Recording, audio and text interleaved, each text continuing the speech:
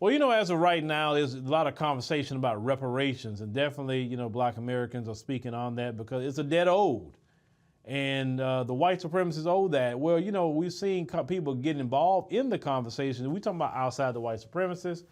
We talking about some of our cousins from abroad, African immigrants. Well, you got a brother, Nigerian brother, that delivers a message to, you know, African immigrants about speaking about reparations. Go ahead, roll that. Nigerians, I'm speaking to you. I'm a Nigerian. It's none of our business.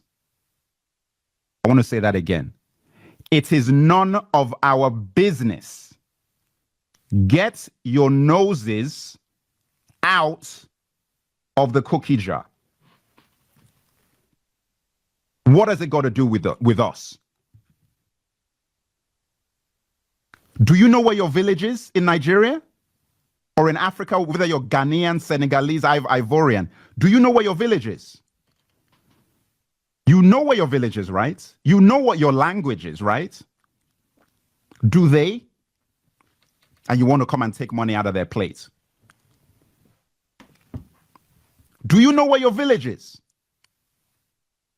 Did you make a decision to buy a ticket to fly to America?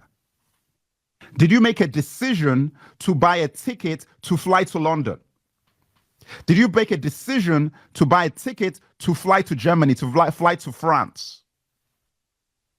Now ask these guys if they made a decision to buy a ticket to go on a slave ship. I agree with this brother 2,000%. It is not their business about reparations.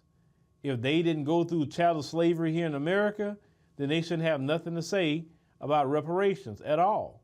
And if you look at even the immigration and where people came from, they wouldn't even came over here if it wouldn't been for Black people fighting to get the Civil Rights Bill and different things like that, where they can come over. So if anything, as I stated before, they should come here, they should go to school, build their businesses, work a job, live a good life, be married, be happy. But when it comes to Black Americans, unfortunately, some want to get involved in our mix and our business.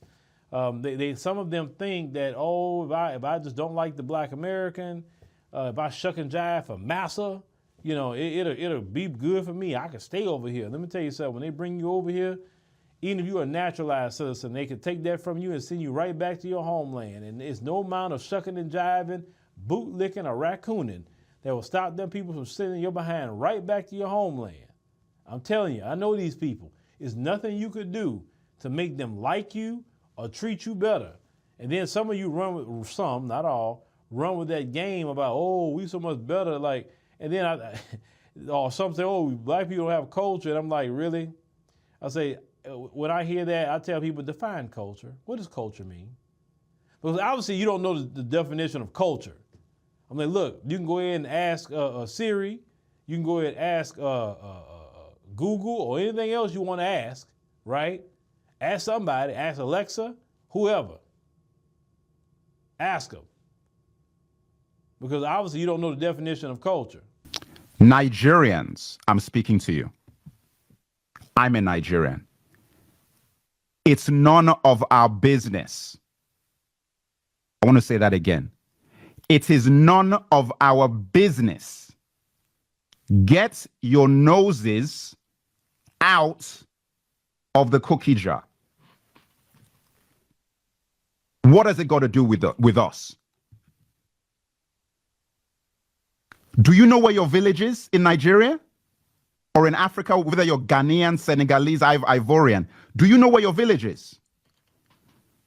You know where your village is, right? You know what your language is, right? Do they? And you want to come and take money out of their plate? How can you be that dumb? And some of you claim that you're so educated. Okay, well, you don't know the definition of culture? Like, it's sad. Do we got to sit up here and do a whole broadcast on what culture is and what's the contributions of Black American culture? Because our culture is exported worldwide. I've been in many countries and I've seen our culture there. Everybody mimicking our culture. So what this brother is saying here, that should be the right mindset. Now, he says he's Nigerian. What they should be addressing is that puppet president they have over there trying to do the bidding of the white supremacists, talking about he gonna send troops to Niger to fight other black people. That's what he needs to be talking about. They don't need to be talking about reparations.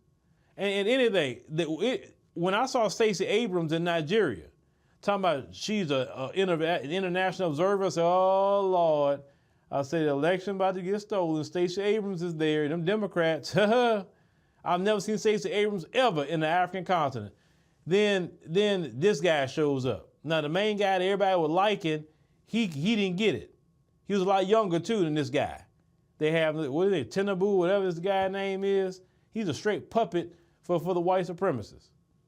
Straight puppet. Now that's what they need to be worrying about, getting him out the paint. But let me know what y'all think about, what this brother is saying. He's spot on, because it's not their business. Just like when they have certain affairs, in their community, we don't get involved with it because it's not our business.